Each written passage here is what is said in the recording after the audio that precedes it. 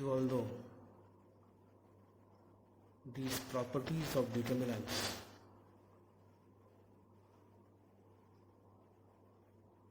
makes the evaluation of determinants very easy by getting maximum zeros in rows or columns. So we'll start with property 1. If each element in a row of a determinant is 0, then the value of determinant is 0. Now zeros can be in any row or any column. Like here, you have the elements of third row 0. So its value is 0. You have learnt the calculation of determinant. So here we expand the determinant by third row.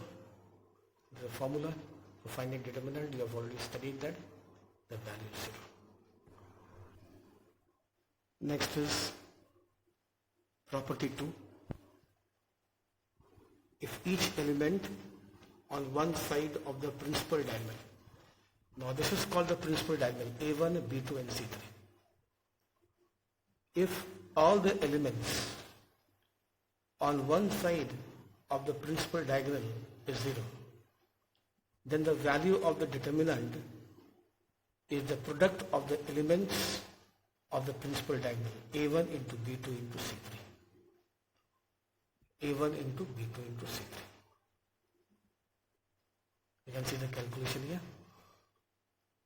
For example, determinant of A. The principal diagonal elements are 1, 4 and 6. On one side all the elements are 0. Therefore its value is 1 into 4 into 6. It is 24. So this is property 3. The value of the determinant remains unchanged if its rows and columns are interchanged. That is, determinant of A is equal to determinant of transpose of A. That is, the determinant of a matrix and determinant of its transpose remains the same. A to the power T, this is transpose of A. Now if I take a determinant by normal calculation, which you have done many times, is this. Now I find its transpose. A1, A2, A3. The first column becomes the first row here. The second column becomes the second row. And third column becomes the third row. So this is transpose of this. If I do the calculation, I get this. Now here what I have done, I have taken minus B1 common here. Minus B1 A2 C3 minus A3 C2 plus C1 A2 B3 minus A3 B2. This value and this value is exactly the same. Therefore, determinant of a matrix and its transpose always remains the same. This is property 3. So property 4. If any two rows or columns of a determinant are interchanged, then the value of the determinant changes by minus sign. It's a very important property.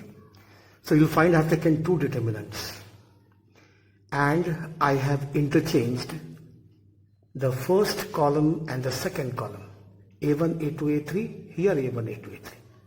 Now if I find the value of this by normal method, I'm going to get this. And if I evaluate the second determinant, which I get by interchanging first and second column, I get this. And by calculation, you'll find the determinant value changes by minus. Only here you see just the normal calculation. Here this plus I have converted to minus. Then this comes here and this comes here. And therefore compare this and compare this. This is the property. I have taken an example on that. Here first I have exchanged here first and second column. 0, 1, 2, 0, 1, 2 second column here first column, 3, 2, 1. And by normal calculation, I get minus 12 and here I get 12. And the relation is the value changes by minus sign. Now I'll take one more example based on that, and it's very important. It is question number 10 of your book. I have to prove the values of these three determinants are same. So let this be A, this be B, and this one I have taken as C. So I'll start with A. I've interchanged first and second row. The sign changes, the value will remain same. The second row becomes the first row here. Again I change the second row and the third row. Again it changes by negative sign. This is plus, so I get A is equal to this, which is equal to B. Therefore A is equal to B. Now next I'll again start with A.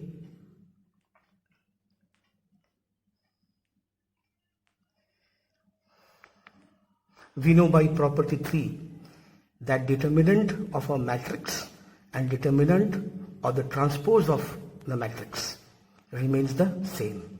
Therefore, if A is equal to this, then the value of the determinant of its transpose AXP, this is transpose of this. Both will, the determinant value will remain same. So,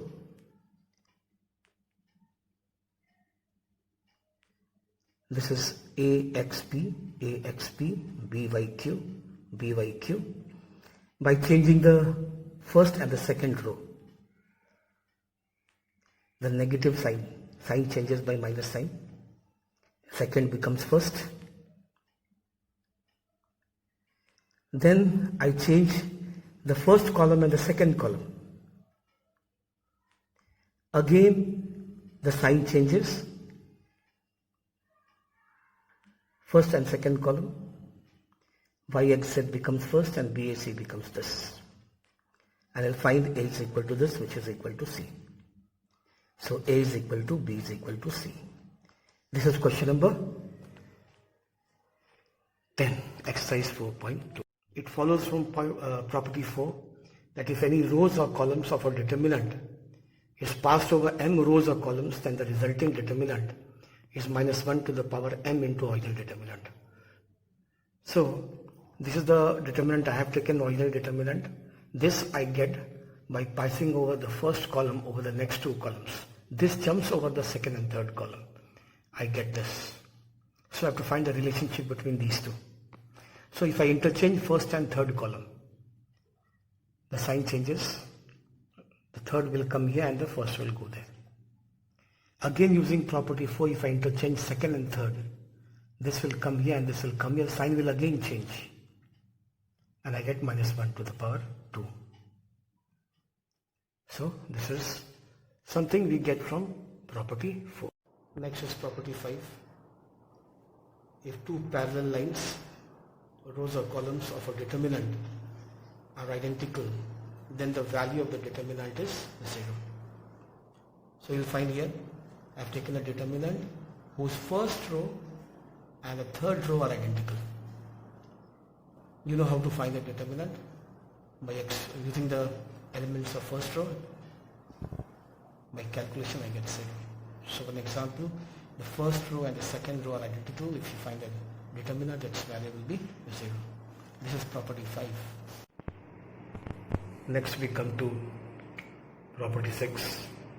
If each element of a row or a column of a determinant is multiplied by same number k, then the value of the new determinant is k times the value of the original determinant. You see the third elements of third row is multiplied with the same number k. So if you calculate the determinant of this, as we have done it so many times, if I find the determinant of this just by normal method, I get k times the original determinant. So this is property 6. Now by using property 6, we can take out any common factor from any one row or any one column of a given determinant. Like this is the given determinant. I can take out k from the first row.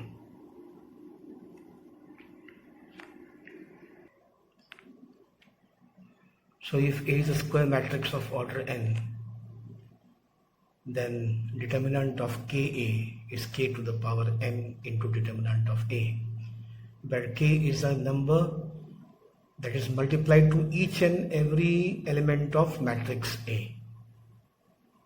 and n is the order of the matrix. For example, A is this, Ka, matrix K will be this. So determinant of Ka will be this. I take out k from the first row, and then I take out from the second row, I get k square. So if the order of matrix A is 1, then this is the formula, k to the power n, k to the power 1. If order of matrix is 2, then k square, we have already proved above. 3, then k to the power 3, determinant of A, very important formula. So one question from your book, question 5.4. The order of matrix is 3, the determinant of A is -2. I get this one.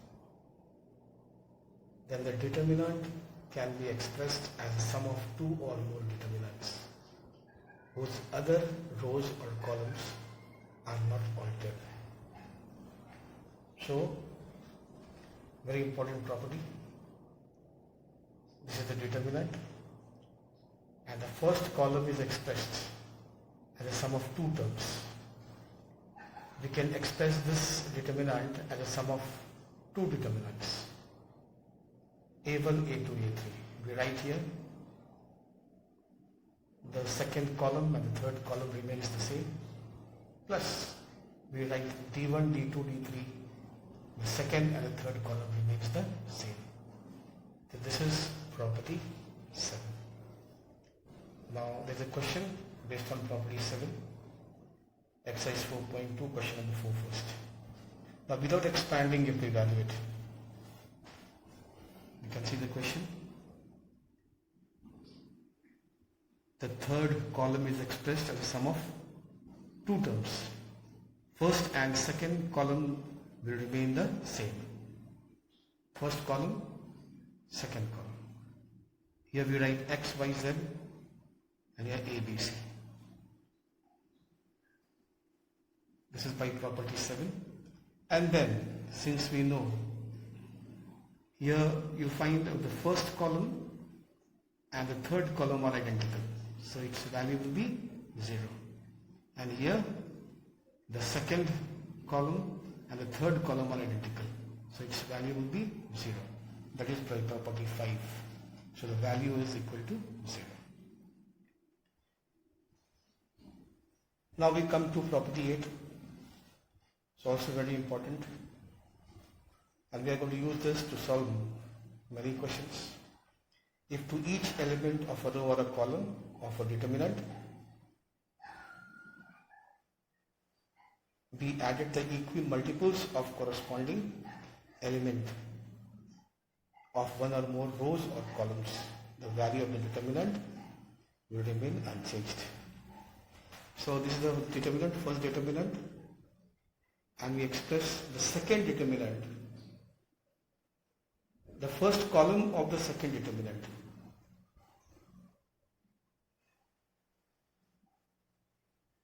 By adding k times the second column, k times the second column to the first. See, we are changing the first column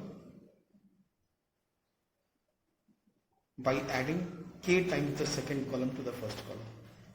And then we have to prove that the two determinants' value is the same.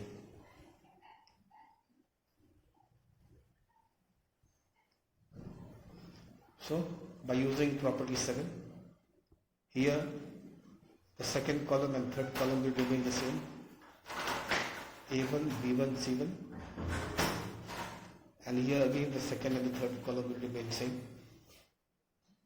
We write the second terms. This will remain unchanged. But here we can take out K common from the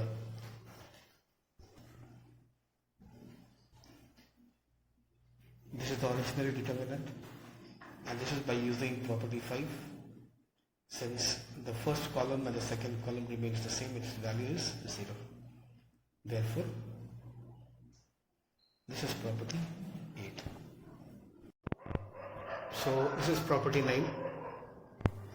The sum of the products of elements of any row or column with the cofactors of corresponding elements of some other row or column is 0. Now we are going to find the sum of the product of elements of the first row with the cofactors of the elements of the second row.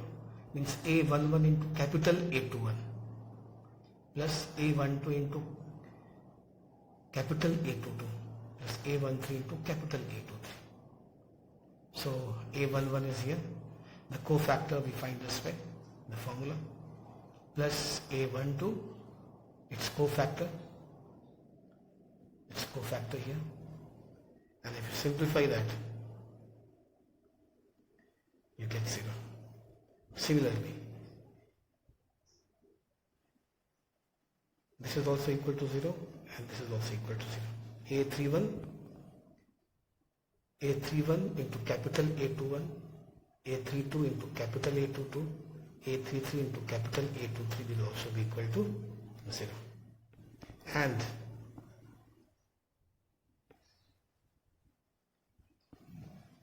this column and this column, A11 into capital A12, A21 into capital A22, A31 into capital A32 will also be equal to 0.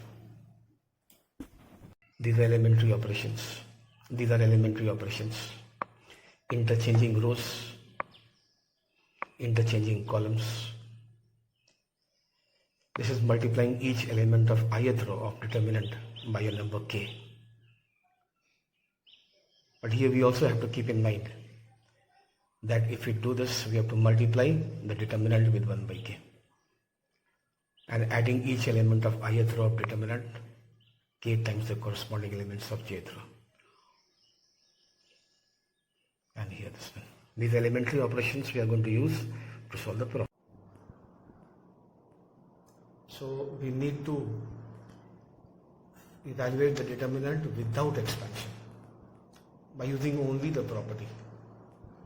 So we change the first column by adding the elements of the first column, second column and the third column.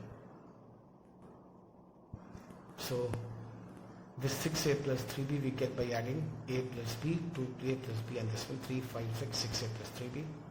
Similarly we get this one by adding this and this, and 15a plus 3b we get by adding the elements of third row first column, third row second column, third row third column. Then we get 3 common here, and then we take out 3. Then we'll find the first column and the second column, they are identical. By property 5, the value of this determinant is 0. Then we come to an IC question 2018. We change the second row by adding by this property R2 minus R1 minus 2R3. A plus 2x minus a is 2x, 2x minus 2x is 0. Similarly, this minus 2y, and similarly we get 0 here. Second row, elements of the second row all 0, so its value is 0. This is by property 1. So there is a formula. The order of determinant is 3 and the determinant of a is 4. We need to find 2a. 2 is a scalar, k is a scalar. This is the formula, k to the power n into determinant of a. So if I use this formula, n is the order of the matrix, 2 to the power 3 into the value of this is 4. We get 32. And finally, we need to find the determinant of the product of two matrices A and B. This is the formula. Determinant of 4 into 5 minus 2 into 3, 14. Determinant of the minus 1 into 6 minus 3 into 1. And then we use the formula and so prove that the determinant of skew-symmetric matrix of odd order is 0. Because skew-symmetric matrix you have studied, Aij is equal to minus Aj. So this is also a property of a skew-symmetric matrix, and we know according to the property, determinant of a matrix and the determinant of the transpose of the matrix, they are same. That is, if the rows and columns are interchanged, the value of the determinant remains same. So determinant of transpose of a matrix will be same as determinant of minus A. According to this property, we have already studied, K is a scalar, N is the order of the matrix. If you apply this property, minus 1 to the power n into determinant of A, if n is odd, it is negative. So determinant of transpose of a matrix is equal to minus determinant of the matrix. But we know that determinant of transpose of a matrix is equal to determinant matrix by property 3. So determinant of this will be equal to minus this, because this is equal to this. If I take this one here, I get this. So we are going to solve question number 12, third part. We have to prove that this is equal to 0, and this is given alpha, beta and gamma are in AP. You have already studied in 10th standard. If alpha, beta, gamma are in AP, then alpha plus gamma is 2 beta. Alpha, beta and gamma are in AP, therefore alpha plus gamma is equal to 2 beta. So I'm going to use a property R1. I'm going to change the elements of first row by using this property R1 plus R3, property 8. If I add this and this, I get 2x minus 4, x minus 4 plus x minus 2, I get 2x minus 6, and similarly this plus this, I get this. Now I'm going to replace alpha plus gamma with 2 beta, and I get, rewrite this here, and then again using property 8, R1 is R1 minus 2R2. This minus 2x plus 4, I get 0. This minus 2x plus 6, I get 0, and similarly this minus 2x plus 2 beta, I get 0 by property 8. And by property 1, if elements of one particular row 0, then the value is 0. Now question number 14. We have to use the properties of determinant to prove this identity. We should remember this. Now, by property 8 again, C1 is C1 plus C2 plus C3. 1 plus A plus B plus C is equal to 1 plus A plus B plus C. Similarly, if I add these three, I get this. And after using the property, I get a common expression here. I take this out. I get 1, 1, 1. My target is to make the elements of first column at least maximum zeros, or any row or column. R1 is R1 minus R3. 1 minus 1 is 0. B minus B is 0. This minus 1. Then I'm going to expand this along this element minus 1, the first row. This is 0 and 0. I get this expression, and by simplifying I get the value as this.